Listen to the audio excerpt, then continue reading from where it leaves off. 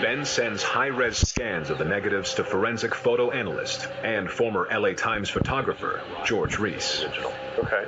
The first thing I think to do is determine whether or not the two images are actually of one exposure or if it's two separate exposures.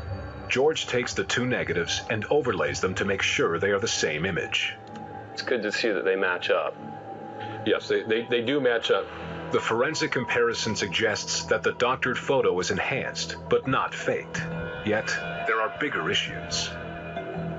Most people who study this photo, the biggest question they have is there an object in the center of the convergence of the spotlights?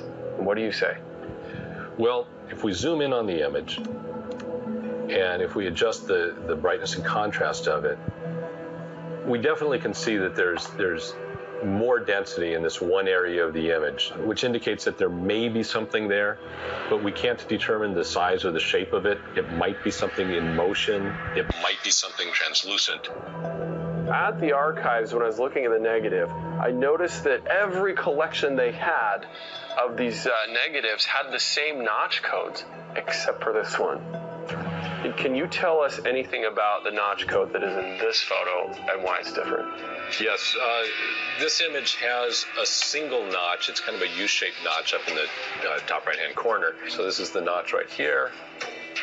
So I have a sheet that shows the notch codes. So we have several different notch patterns, but the one that looks most significantly like this is the narrow notch of the Kodak fine-grained positive film.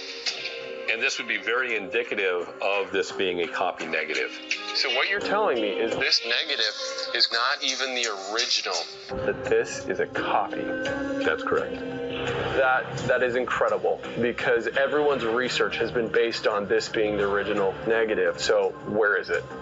I don't know. It's a mystery to me. The digital analysis leaves us with as many questions as answers. Are these light beams reflecting off something solid that's hidden behind the glare? It's impossible to say for sure because the original negative is missing. Was it simply lost or misplaced? Or was it intentionally removed from the archive?